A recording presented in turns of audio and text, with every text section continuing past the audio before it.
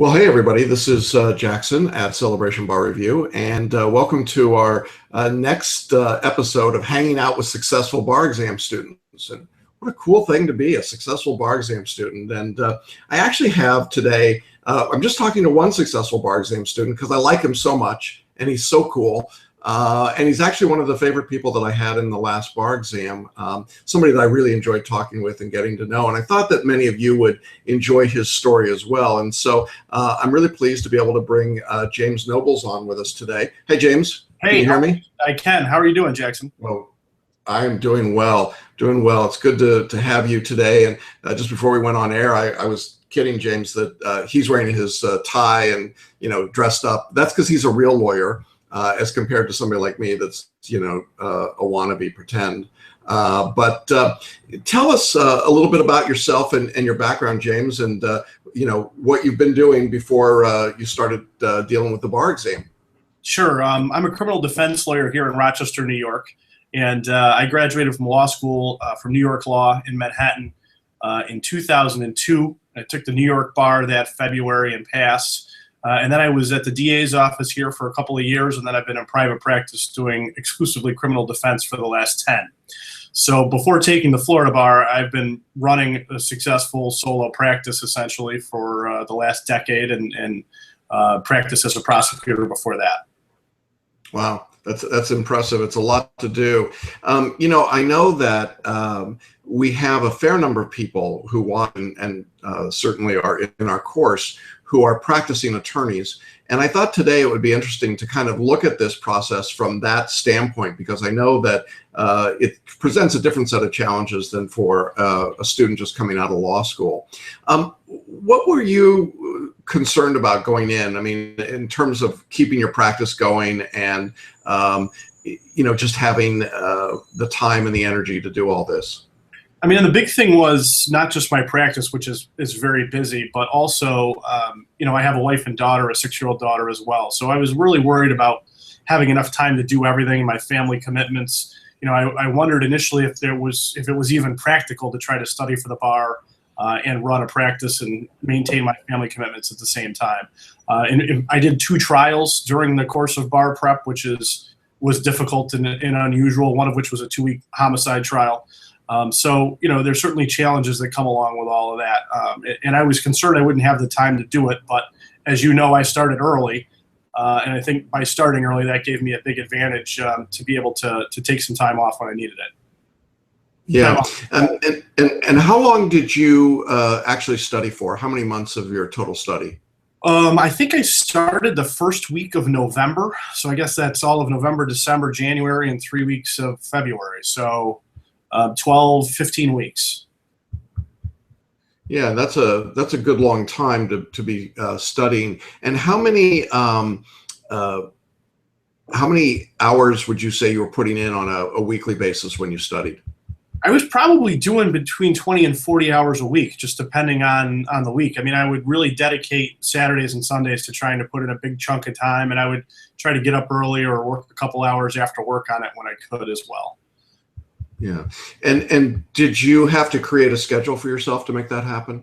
I didn't really, except, the one advantage I had being a solo practitioner as opposed to working at a firm or something like that, when I had, a half day free here and there, I could block that time off and study. And certainly as we got closer to the exam, I was doing that as much as I could. I'd block off a day here and a day there during the week because my house was very quiet during those times, unlike the weekend as well. So I did block some time off as it got closer, but in the beginning, I just sort of took as much time as I could whenever I could to put towards it. Yeah, and we obviously offer a study guide, a list of assignments that a student follows working through that. Was that helpful for you? Absolutely. You said asking the loaded question, leading question. Yeah, it was definitely helpful. I followed it exactly to a T until we got to the end where you gave us some choices based on our performance on the sample exams. But I followed it to a T right through. And what I did is I sort of I numbered them, so I knew sort of where I was, and I also sort of would block off every week. So I knew, I had to do a page a week. Essentially, there was 15 pages of my particular outline for Florida with the MBA. So I said, okay, I got an average a page of assignments a week, and so that really was helpful. Yeah, that's a lot of work to do. You've got a family. How did they feel about you adding on this extra burden of studying? Well, we all wanted to move to Florida, which we're doing. We're moving to Miami probably in October or November. So, they had some incentive to make sure that I passed. Yeah. They were really understanding and engaging, and I think that that since we knew I was doing it for the good of all of us, that was certainly helpful. Of course, anytime you're taking a bar exam, it's helpful for everybody involved. But you obviously want to pass, and I didn't want to do it more than once. Yeah, and I want to just look at this or focus on this for just a minute, because one of the things that I think is hard for people to do is to keep their priorities in tension. That is, when you're home being a dad, you're being a dad. And when you're being a lawyer, you're being a lawyer. And when you're studying, you're studying. Were there moments where that was a challenge for you, a conflict to sort of say, what hat am I wearing right now? Yeah, I really stressed out a little bit when I was doing the homicide trial, because I did 2 weeks without studying at all, which was really stressful. Just that was sort of hanging over my head. Luckily, obviously the person's freedom and life was more important than the exam, and I recognized that. So, I was able to prioritize that. But going into it, I was certainly very nervous that, I was going to miss this time. But I also had a plan that the week between Christmas and New Year's, which is traditionally a very slow time, that I was going to do, a 40 or 50-hour week that week and sort of catch up quite a bit of it. So that worked out. Right. Right. And I remember planning with you in advance. You knew you had these trials coming up, and we talked in advance of what you were going to do and how you were going to work your way around them and plan. I thought that one of the great things about the way you studied was that it was very controlled and it was very purposeful. Did it ever feel like it was out of control? No, it never really did. And one thing that I want to mention that was really helpful for me is I bought the iPad as well. And that made it, when I was waiting in court, I could use that as productive time. Or if I was, I had a couple of flights, where I was traveling, I could, study on the plane. So that was really helpful to be able to stick some studying in what would otherwise be downtime for me professionally. So, that helped as well. But it never really felt out of control. Certainly, there's stress coming down to the end, but, because you always want to do one more essay or one more set of MBE questions. Yeah, right. So, there was stress coming down to the end, but it was pretty controlled all the way through. One thing that you said to me that turned out to be really true is when you're done. And probably almost a week before the exam, I knew I was done. I couldn't get any more in there. There was no more to do. There's always more to do, but it just wasn't sort of sinking in. So at that point, we kind of went on some MBE maintenance questions and just reading outlines, and that turned out to work fine. Yeah, cool. What was the process like of actually going to Tampa, taking the Florida bar? For those that haven't been through that process, I think it's always enlightening to hear from somebody that's been there and been through it recently. It was intimidating in one aspect because most of the people are right out of law school. And one thing that I did find challenging was, I've spent the last 12 years doing nothing but criminal law. So to then go back and study torts and contracts and con law was like, wow, I have not looked at this stuff in a long time. So, I was a little intimidated by that when I first got there because everyone around me was, probably 25 years old. There's a lot of people there. There's a lot going on. And it was, it's a process. I left 2 days early from here because it's February in New York, and I was afraid of my flights getting bumped or whatever, and I didn't want to, leave it too tight. So once I got down there, it was nice just to be in the warm weather and walk around and relax a little bit, which was a nice change from here. But yeah, it's definitely, there's a lot going on down there. I stayed at a hotel that was about 15 blocks away, which turned out to be a good thing because there wasn't a lot of bar exam takers there. One of my friends who also did your course stayed right at the Embassy Suites across the street, and that place was mayhem. There was nothing but bar takers there, and you couldn't escape the mania. Yeah, there's nothing. Right. There's nothing that is like bar takers running through the hallways during the night saying, do you remember the rule for, or the elements of, or whatever? Right. Yeah. People were certainly still studying, even the night after the first day. You're like, really? This is really effective at this point? But that's what people were doing. Yeah. Yeah. And most people were typing their exams, right? Rather than handwriting. Vast majority. I think there was 1,955 people taking the test. There was, I would say less than 10% hand wrote. Yeah, yeah. You should be very proud of yourself on many levels, but one reason is that the overall pass rate in Florida for that exam was only about 63, 64%. So it's not a gimme test by any means, is it? No, and I don't know if I told you this before, but during I don't remember which day it was, but the Florida day, during the multiple choice section, there were at least 20 people who got up crying and left the room. I mean, it was like bad. Yeah, really yeah. bad. And for what it's worth, I told you that Florida multiple choice was the worst of the worst. And and people say to me, "Oh, you're exaggerating. It can't be." Well, okay, fine. There you go. You hear it. Yeah, they were hard. Yeah, they're crazy hard. They tested a lot of things that were just so minor. Like, there was something in there this year about filing fees, and I'm like, I don't think that was even ever covered anywhere. I mean, I was just like, really? I don't even know where that came from. And there was all kinds of stuff like that just you would never expect. Yeah, there are a lot of weird things. Florida is renowned for that. They're not the only jurisdiction, but they're certainly that way. So what about the character and fitness process? A lot of practicing attorneys who are going to Florida ask about this because it's a big deal. Did you find that to be a challenge? It's a huge big deal. I'm still not admitted, actually. I just received a letter this past Monday asking me for 4 more things, 3 of which I have already given them. So it's a very, very frustrating process. So ultimately, I ended up giving them the stuff again and writing a little bit more narrative about it. But, I've been sued by a client. And I suspect a lot of attorneys have been involved in lawsuits if you've been practicing long enough. So that's really been an issue.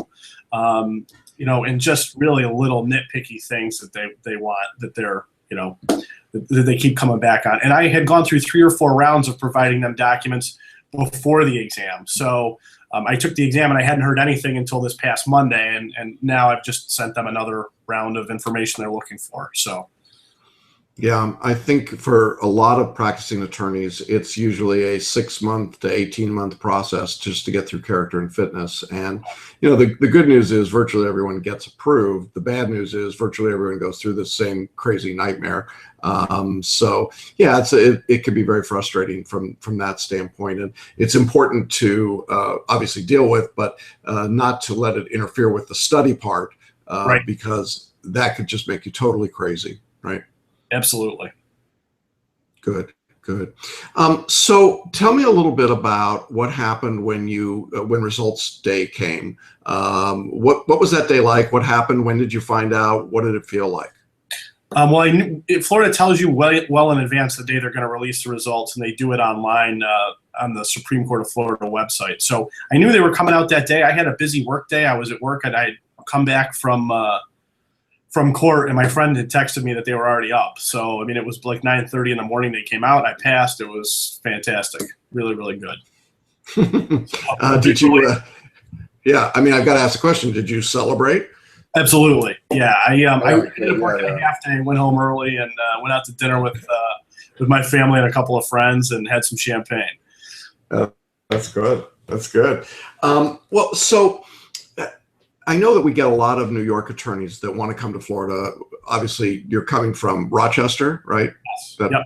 That part of it. Yeah. So weather is a big, is a big reason for doing this. But I happen to know that you had more going on than just that, and I'd love to have you share with our watchers today.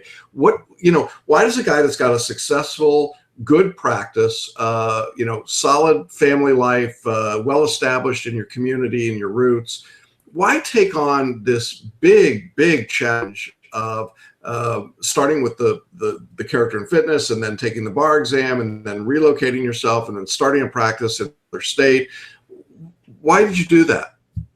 Well, it's a really interesting question. I think it's something that's been developing for a long time. I think the first thing that happened was I got kind of restless here. I wasn't super happy with what I was doing on a day-to-day basis, and I essentially got bored. I've tried a huge number of jury trial cases and been very successful in many of them, and I've gotten to be one of the prominent criminal defense attorneys where I live, and I didn't really, and that's what I always wanted to do, but I didn't really expect to have done that at 40 years old.